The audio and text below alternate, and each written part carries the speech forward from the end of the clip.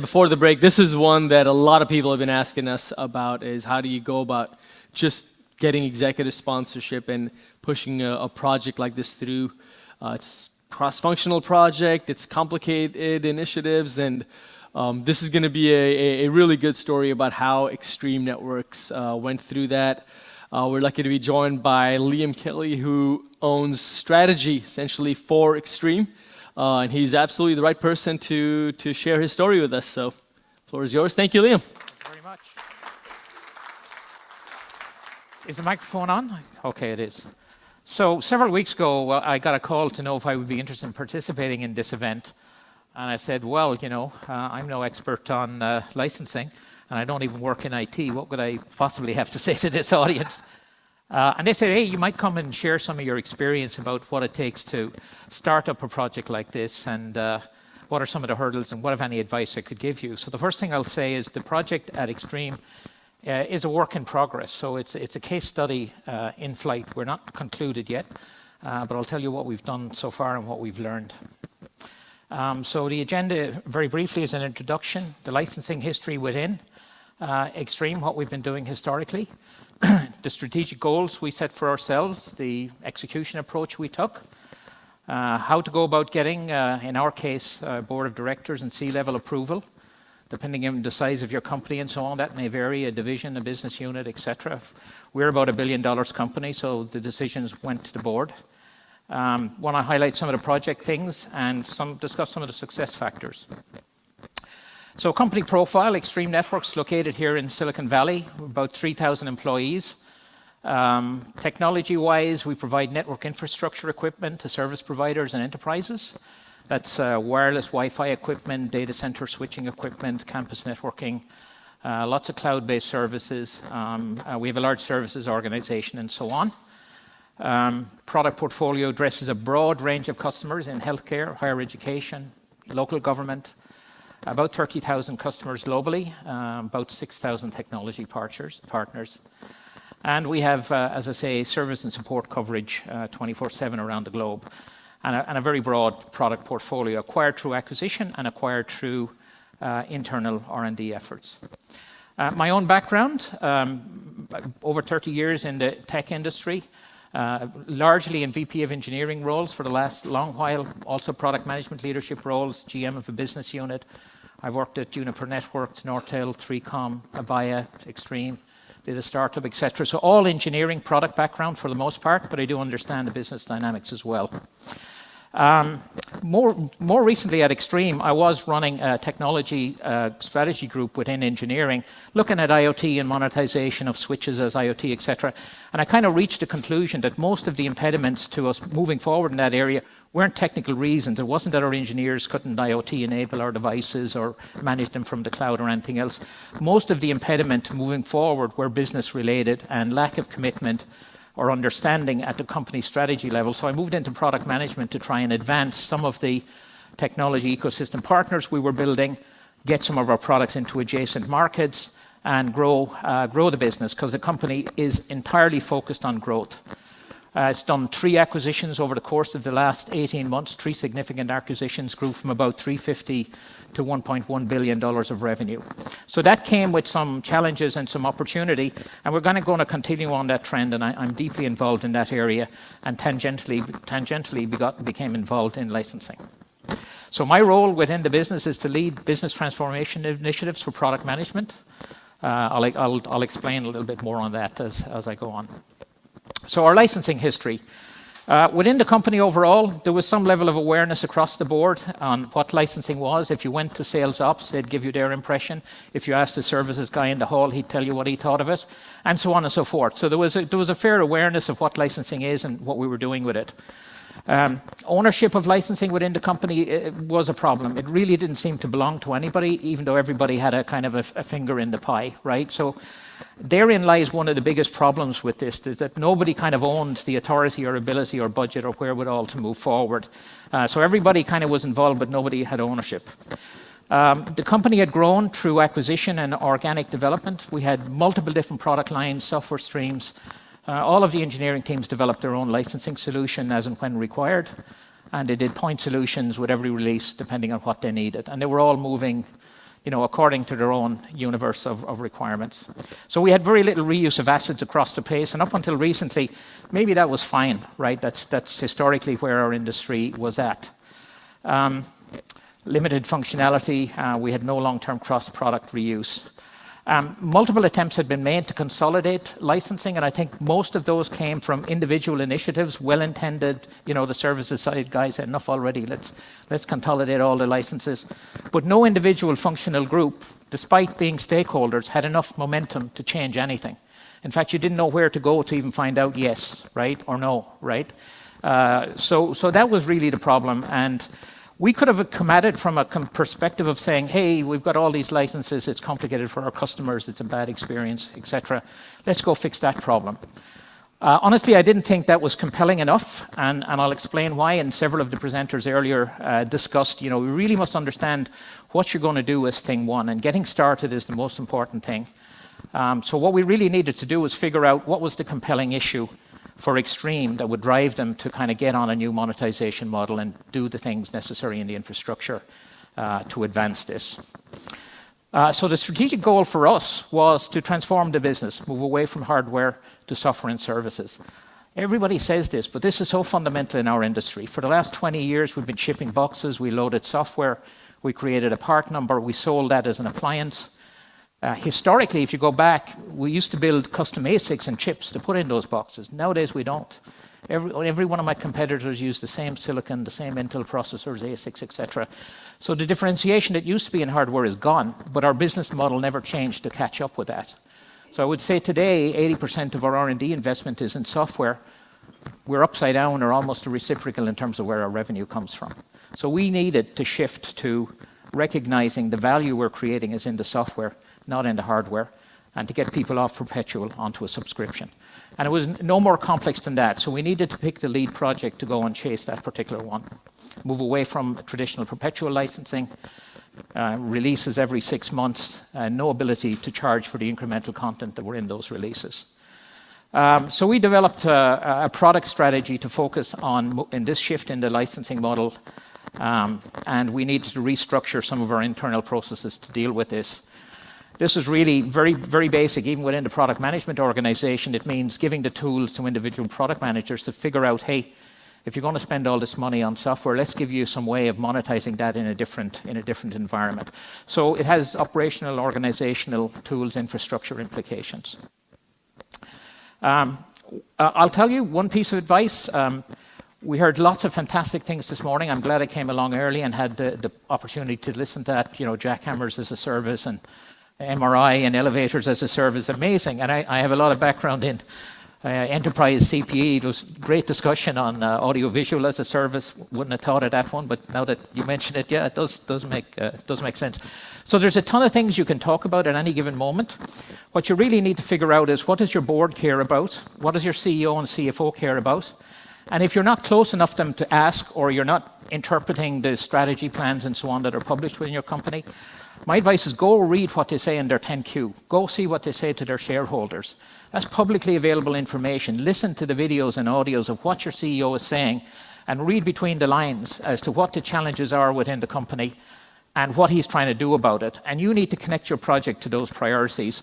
And if you remember nothing else from me today, remember that, because you have to start top down with your sales process and your buy-in process. And that means you have to connect your project to what's strategic and fundamental to the company. So you better understand what those fundamentals are, and then understand which piece of all the plethora of things you could do in monetization licensing, which piece are you going to propose we execute on that's going to help with that CEO get to meet his shareholder objectives. So that's thing number one. And that may sound like easy, and it's not. There are millions of great things and shiny things all around us, but you've got to pick one, bet on it, put all your personal capital into it, and go convinced up and down the organization that that's what needs to happen. The execution path is going to be a series of successive challenges that you must take in sequence. You can't go over and just sell to one product line, or just sell to sales, or just sell to finance the merits of this thing. You got to start top down and then work through the C-level guys and make every one of those stakeholders understand not just why this is a great thing for the company, but why there's actually something in it for that function as well, right? So everybody can relate to it in some sense. I'll come back to that later on when I talk about getting some budget. So create a project vision that has broad appeal, and then focus on which piece of it you're going to execute on day one. And leverage the success of that momentum to bring others on board and to help you with the execution. So before I get into the tactics on this, is a great tool, these polling questions, So I just want to kind of see from these 3 questions, where are all of you in your execution right now? Is your potential monetization project up there in the top 20? Are you competing with 50 other, projects looking for funding? Or are you down dealing with, some individual business unit who wants you to fix a problem for them? So could you vote on that, and we'll take a look and see where it ends.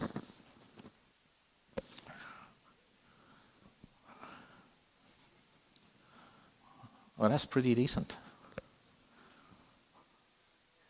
Yeah. Okay. Wow. Some late votes being counted here. Any late votes? No. Well, isn't that interesting? So I think you all kind of inherently get it, right? I mean, you have to get out of that base level, because you're never going to get there from here. You'll just burn yourself out for months on end chasing your tail. If you get into the medium level thing, is how do you get above the noise? And in our company, IT, I don't know how you guys do it, but they have a discipline around prioritizing project, because the list is infinite, right? If there's no constraint, the list of demands is infinite. So they have a matrix that they do to kind of prioritize which investments are giving, how much investment, what's the return on that, what's the size of the opportunity, and they prioritize within that. And that's the way you make the top 20. It's not a subjective thing. You have to turn it into dollars and money and time, versus all the other projects that are competing for investment. And you got to feel good about that, because it's a company investment and you got to stand behind it. And you don't want to take money and go off and do something if you don't think that's going to be successful or make a difference. Why would you do it? So the road to C-level buy-in is create that vision. I think at a high level, you heard all the presenters today. Man, is there a compelling case for moving to subscription and doing all these things? I mean, I think that's an easy sell. Everybody will relate to it. I think the next thing down is you have to show direction. Well, what does that mean to my company or my organization? It has to be tangible and executable. It has to be actionable in some sense. If it's not actionable, everybody will say, oh, that's fantastic, we all feel great about this, but nobody knows what to do. So your task is to make it kind of actionable, right? So people can relate, which means you got to have some folks, you got to have some concept of how you're going to operationalize this thing. And then develop that strategy. If it means, in my case, we said we're going to go off and focus on a new cloud subscription model, right? And we had a brand new product with that, and they had a business case, and they had no tools to enable it. So I kind of got onto that, because it hit some key things for our company: growth, net new revenue, high margins. So once we had that done, the benefits would flow out to all of these other legacy products. We could have picked legacy products. That's a huge opportunity. Maybe in your company, that's the driving thing. For us, it wasn't. It depends on your context. As I say, look at what your CEO and your board is trying to do, and just make sure your project is aligned to that. From our side, on the product strategy, the same thing was happening. We had a shift in the industry from hardware to software, disaggregation of pricing, business model changes associated with that, which has profound impacts. And so we needed to intercept both these things. So this was inevitable, compelling, had to be done, right? So then the only issue was, let's sit down and figure out how much money we've left and how much we're going to give to these guys, right? And how much are you going to take compared to the commitments you have to make? So I would say gain priority. That means make your project make sense from an ROI perspective compared to all the other opportunities the company has. Our IT team provided a context with finance support for reviewing those, and it was pretty rigorous, consistent templates. We all went in and told our story. So you've got to make the cut there, and that gets you from the yellow into the blue, or whatever the color was on the previous slide. Once you get that agreement, you got to secure budget. Once you secure budget, you got to build a plan. So once you have budget, you can get program management help and technical expertise assigned and all that kind of thing. So I don't think you can jump in at step 5 or 6 or 2 or something like that. You got to, or if you do that, you risk going around the loop multiple times. So I don't know. That doesn't seem too complicated, but It's, yeah, you need to be very focused to get attention, right? To even get on the agenda, insist you present to the EC board or whatever the EC board is you have. You know, make this a strategic issue and help people understand and relate to it, because it's an arcane subject for most people, and so you got to make it tangible and actionable. So the role of champion is pretty important. As I said, my background is in product engineering, building routers and optical switches and all this kind of stuff, right? So, but what I do know is I know the business, I know the market, I know the products we have, where they're competitive, where they're not, all that kind of stuff.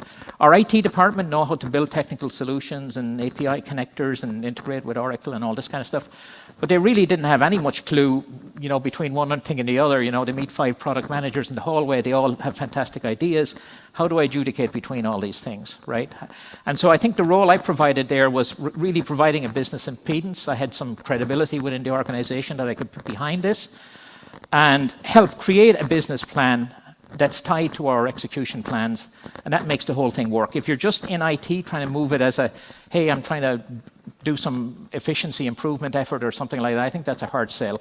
So you need a partnership. If you can encapsulate that in one individual, do it. I worked with our IT team very closely to kind of get this thing done, and I filled all the gaps where they were wondering how, you know, how do I prioritize and differentiate between all these options we have. So IT collaboration is extremely important because it's broad impact to them. And you need to recruit the right people within the different functional organizations to help you. You can't just kind of have somebody assigned to this. You need to find within product management or sales ops or services people who understand what the issue is and want to engage and see this as an opportunity to get something done. So just co-opting people against their will isn't a great way of doing this. Yeah, and some run a mile, right? Some are spooked by this stuff and they don't want to be there, right? And particularly if it's a history of bad experiences. The IT financial thresholds are absolutely key.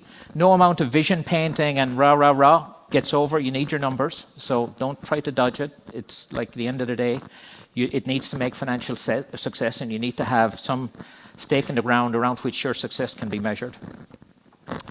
And you need to be very specific. I said that right at the top. Pick a project, pick a context that has a beginning and end in the middle, and it has some outcome and results associated with it. People relate to that. It doesn't even have to turn over the entire world, but it has to be tangible, specific, measurable, etc. So, on the execution side, at the start of our project, there was enormous enthusiasm about all the things we heard earlier today and all the things we could do. The reality is we don't have the people, time, and resources to focus on those. And the more we got into it, the more it became evident that, you know, what we really strive to do is focus on this one project and blow off everything that was, you know, superfluous to accomplishing that narrowly defined objective. And get to the minimum viable product, as people call this kind of thing in the industry, which is you've taken out everything that's above and beyond what's absolutely essential for the purpose and the goals that you've laid out. And believe you, everybody you meet in the hallway from every function across the company has some pet thing they've been trying to get done forever, and now this is their opportunity to load it onto this project. So I would say, you know, keep very focused, keep it at the baby steps level. And for us, we took a strategy, as I say, on a new cloud services-based opportunity. Just for your interest, it was a cloud service that would come into an enterprise, pick up wireless Wi-Fi access point signals and optimize the configuration of all those devices. So in markets like education, where they don't have a lot of technical IT staff, certainly they don't have experts on wireless deployment, this is a great thing. So they can plug in APs all over the place during the summers, students hang them and whatnot. Subscribe to this service, it would come in, discover what chaos was created, and optimize and reconfigure everything as a service, right? So it's really practical benefit, and that's the project we took, and we say, hey, we're going to go after a couple of these verticals where this kind of thing is valued, and we're going to make that available as a true subscription. Complexity is your enemy. Engineering background, I can't overemphasize that. Complexity is your enemy. If you don't need to be doing it, don't do it, and get very focused on building your product. And set expectations early as well, right? Because if you go off and get whatever numbers of dollars you get, make sure that the expectations you're creating are in line with that. So there's an initial enthusiasm to say, hey, I'm going to solve world hunger, but then you get enough budget for meals till Saturday week, right? So you gotta watch this thing and keep the project in check as you go. So maybe these are all terribly obvious, but these things we stumbled on and went off down back alleys and whatnot for a while and had to come back. Communication is critical. Make your plan actionable. Communicate the benefits of the project. People don't necessarily, intuitively, conclude that. It's not going to be obvious everywhere. So you have to communicate the plan, what the benefits are for each of the functions. In our case, once we'd done that, we found everybody was in there appealing for new budgets. We'd done acquisitions of 3 companies. They came in with technology. They all came with their own IT, different materials management systems, finance systems, etc. Some were common, some not. But we had 3 completely different IT ecosystems. So the company got some budget to go resolve that, right, to try and get on a plan to integrate it. And within that context, our licensing problems had exploded. So they were already on the margin, and we kind of said, no, we can't do that. We have to solve this problem within the context of that rationalization. So that helped us. And then we saw other functions who also wanted money for their pet project, whatever it was, in Salesforce Comp or something. And they would give up, say, no, these guys need that money because, I'm going to get some benefit out of this, and this needs to come first, and that thing needs to come second. So these are all the discussions you get if you really have people who are bought in and understand what you're trying to do. There are a lot of details that'll help you along the way. Write a good functional spec, write a good PRD that'll keep you honest internally, so that people are not assuming stuff is in your plan that's really not there at all, or they heard somewhere in passing something they liked, and then they assume that's in the plan. It may not be when it gets to final sign-off. So you really need to kind of go and communicate and make sure all the stakeholders know what's in it for them and what's not, and what's coming later, right? People have a habit of hearing what they want to hear and not what they don't want to hear. Vendor roles. So this is kind of important. In our environment, we wanted to have a vendor with strong professional services and expertise. I'd looked at a lot of the platforms that do licensing, and frankly, most of them had more capability than we'd probably use in the next 3-4 years, right? Even best case projecting out. So it was very hard to differentiate there. You're sitting there, you don't have experience with this, you've looked at all the technical issues. But what came across for us is just looking at our own, how busy we were internal to our own IT organization, and how are we going to get something like this done. It was fairly obvious we needed a strong partner on the professional services area. So that became a decisive issue for us when we were creating statement of work and contingency planning around risks. We did something probably I wouldn't recommend to others, which is we're a product engineering team, so we were building this new cloud service in parallel. So we had 150 engineers working on all that stuff. The plan of record and the feature spec changed every couple of weeks, so agile development. So it's moving and churning, right? And then we had our IT guys, and the IT guys were integrating 3 acquisitions and all the tools and stuff. So they changed the infrastructure on a quarterly basis and downtimes and all that. So that was churning like crazy. And then we got with Gemalto and we laid out the plan and the functional spec for what needs to come in for Gemalto. So that was changing a little bit as well. Not nearly as much, but things were being discussed back and forth and the implications. I wouldn't recommend that. In general, you should have one thing stable and one thing moving. This caused us a lot of grief, and now we're kind of stable. We've got the 3 pieces all lined up. Last time I checked, right? But it's going. So this might not be typical. We're a heavy R&D product shop, and this kind of stuff happens. Once we're there with this first app, we got a bunch of other applications that are stable, and we want to move them into the cloud as subscription services. Today, those apps are deployed on premise on an appliance, right? How am I doing on time?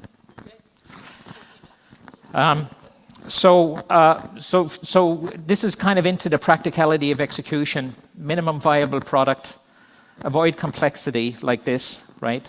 And get the stakeholder buy-ins, and that's going to help enormously. So top success factors. Communicate and advocate a compelling rationale for investment, right? Help people understand, right? Give them the language to understand, and so that your board or your CEO, your CFO knows why the hell you're doing this, right? And the same for the product services, sales teams, etc. So that's a big challenge. I think if you get past 1, the rest of the stuff falls into place. Number 2 is you need somebody to keep this in front of people. So you need a kind of an executive sponsor somewhere along the line, and that means you need to build those relationships. So It doesn't matter where you are in the organization, you need to go up and down the ranks and left and right and find the people who can help you. And I think people will understand that and be appreciative, because most people figure out there's a reason this stuff didn't happen before, right? Because it's really difficult. And they'll be more than willing to help out somebody brave enough to launch themselves into the middle of this.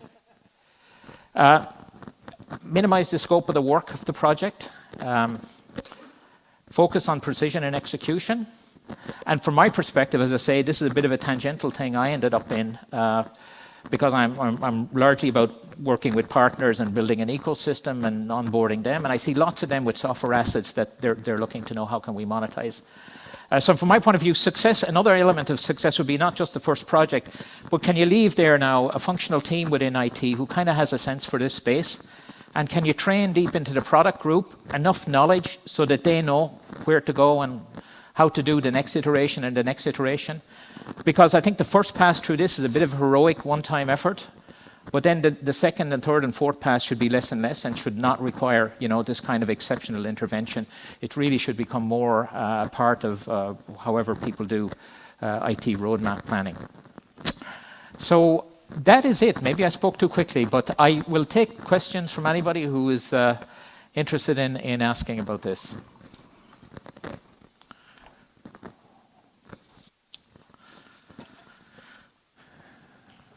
On your rationale for the investment for the top management, how would you say, how much was financial metrics versus qualitative arguments?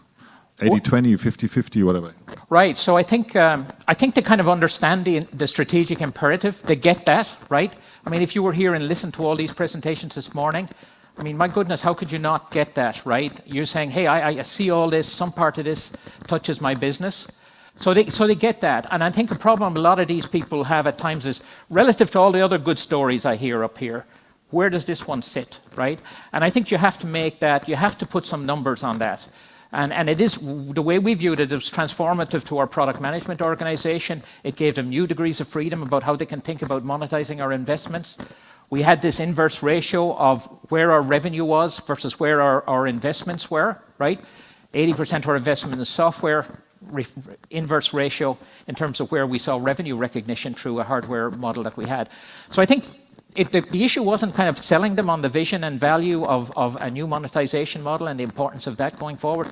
The issue was, make it actionable. How do I get this done? What's the first stepping stone? Who's going to do it, right? Explain to me how this is going to happen so I'm not just pouring, you know, money down the drain, right? There's no outcome. It's all goodness, and someday it'll do us some benefit. So I think that was the issue. So the board kind of bought in, strategy guys, this is right. The executive team came down and said, okay, Liam, you want to spend all this money? Show me the numbers, because we have to go back and be accountable for it at the end of the year. And then that translated down to IT getting some resource and budget to begin to action this. So I think that's the level, at least in our management structure and decision making, that's kind of where these things fall out, right? Thank you. Since I have the microphone, I just keep going. Yeah. At what point in time did you make the decision to not build yourself? Oh, I think that was, for me, obvious. I'm not sure if others were pondering that question, but we had multiple groups developing independent licensing systems for their own individual needs, had been doing this for years, had tried to kind of even collaborate between two teams sitting beside each other. Because the roadmaps were all asynchronous and the mechanisms and history of install base they had, they couldn't get it done. And the reason was none of them on their own could have a compelling enough reason, say, I'm the product manager for wireless and blah, blah, blah, right? And I'm going to change all of this company over to this new thing. And all the other products are saying, not so fast, right? I'm already working on this, and are you going to upgrade all my install base and all this? And pretty quickly, people go back into their shells and do nothing. So I think, for me, that model is not going to continue. There was no way we're going to ask engineering, why don't you build the functional expertise in licensing and build us a system for the company? This was ludicrous. We didn't even have people within the company who were conversant with the state of the art in this area. We had to go off and read Gartner reports and talk to some people and whatnot, right? Pretty sad, right? So there was no way we were going to go down that path. So I think the model that Gemalto have is a good one, right? It's a really good model if you integrate that into your infrastructure, and we have so much new product development to do. This is a distraction. Thank you. Hi, I'm Sarah Naim. I'm from Juniper, actually. And I think I remember you from long ago. Yeah, I used to run the infrastructure engineering group at Juniper. IPG, right? Yeah. Yeah, a long time ago. Just a question. You talked in your triangle at the top about engineering at the top. You talked at the bottom right about IT. Yeah. Your really sustaining motion is going to be retained by IT and not by any kind of business ownership or business operations? That's right. And I mean, I expect that this becomes, and this is an important question, and maybe even within our company we haven't made that explicit yet. And I remember reading some things online about Juniper's experience in this and how you formed a functional expertise group to drive it. Others have as well. So we're not at that stage yet, but in my view, that's where it ends up, right? I mean, this is a functional competency that needs to be developed and held somewhere. I've heard others say it's held in operations or whatever, but whichever way, I don't think it's necessarily a product management thing at all. It's closer to IT as far as I know, but it's a unique set of skills and context you need to do that. Juniper's an engineering company, you can probably resonate with what I was talking about here.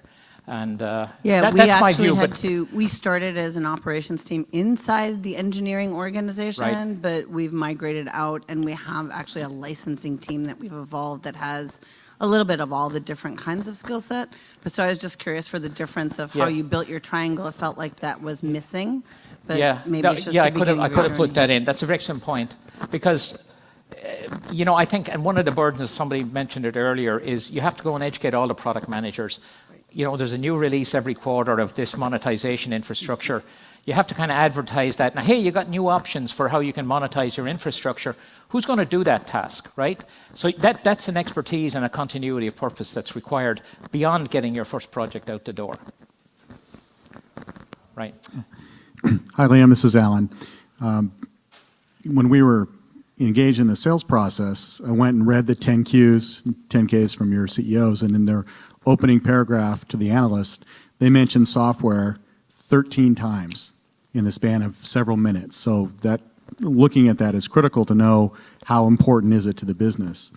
You mentioned that when you went around in these different groups and no one seemed to own licensing. I remember you shared an anecdote with us that some people would sit in these meetings 2 and 3 times before they finally piped up and said, oh no, we can't do it that way. It runs actually some different way.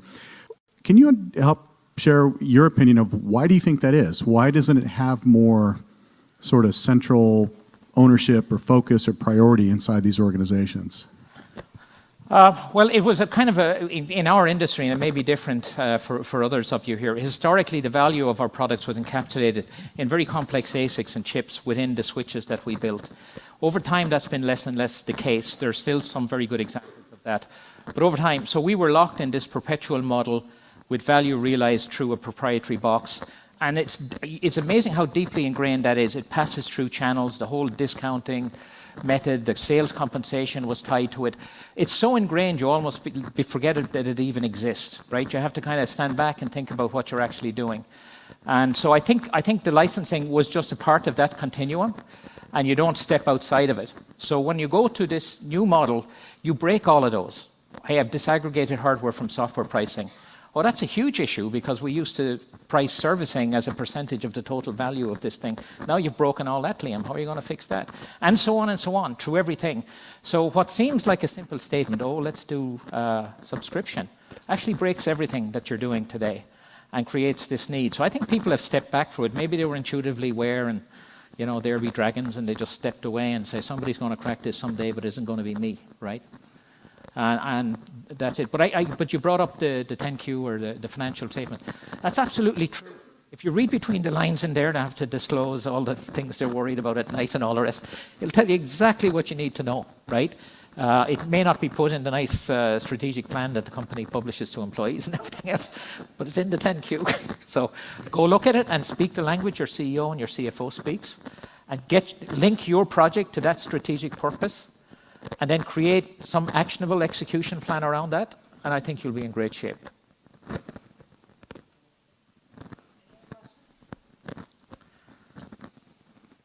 No? Thank you all very much. Appreciate it. Thanks so much.